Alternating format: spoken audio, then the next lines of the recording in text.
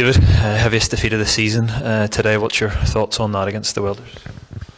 We might as well put a bow and wrap them in a gift bag for the goals we give away.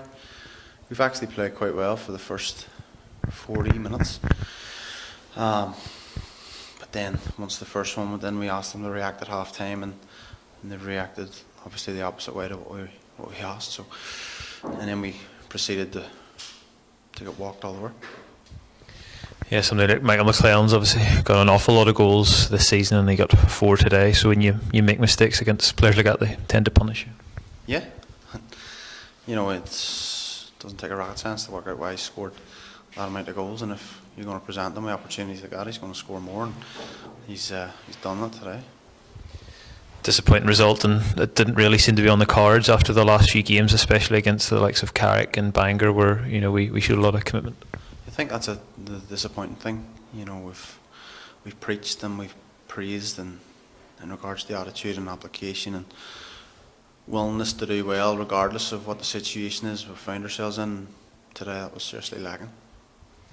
Missing a few players today through injury and suspension, but it wasn't really enough to warrant that sort of scoreline or even that second half performance. Nah, certainly not. I mean, it doesn't matter who's out there.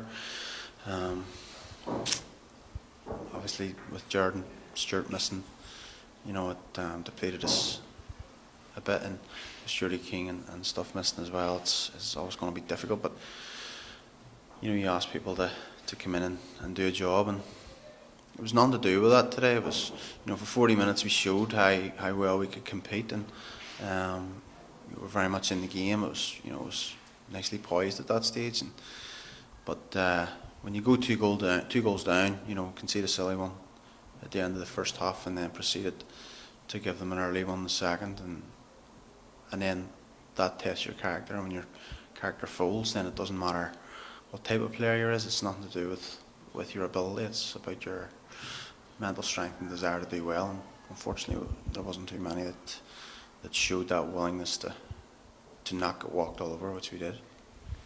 Fourth place is beyond us now, so next week really it's just a matter of pride, I suppose, against PSNI. They'll come here with something to play for, or a lot to play for. Yeah, well, I don't know how they've went and whatever the outcome, how it'll sit come next Saturday, but you know, it's none of our concern. All we have to do is, you know, answer a big massive question about how hungry we want to be here and do well. You know, it's okay, me praising people all season and how they've done and how they've stepped up to things and how we want them to push on, and you know, it's great that certain people have agreed to stay, but you know, comes pre-season, it means nothing.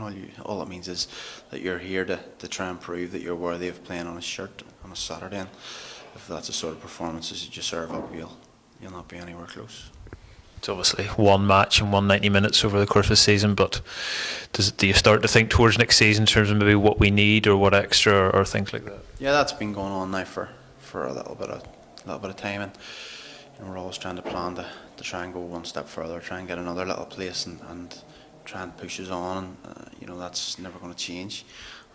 So that'll be the focus come now, but you know, ultimately come next Saturday, you know, we'll have a massive question to answer against the PSNI. A few others have put pen to paper for next season. Would you like to fill us in on that? Yeah, well, obviously everyone's well documented about Scott Irvine. He's agreed to stay for another year. I've said it all along that, you know, if Scotty makes that full recovery that we very much hope, then you know, you want them on your side, and his attitude would have shone through today. We certainly missed that type. Michael Smith has agreed to stay for another year, and Chris Rogers, who suffered obviously a nasty injury since he's been here, will come back fully fit again in pre-season, and that will be like a new signing for us. So it'll be good to have Chris back available. Still more or less just a few players from the current squad still to sign. Are you hoping that they'll still do that? We would like them to be here, and we think that it's an honour to be here and play for this club, and that's the way we're putting it, because you know, that's what I believe.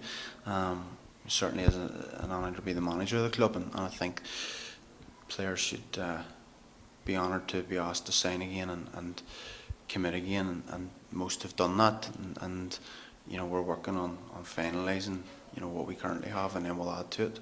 So, you know, that's very much the focus now, come from now until pre-season. Okay, David, thank you. Cheers.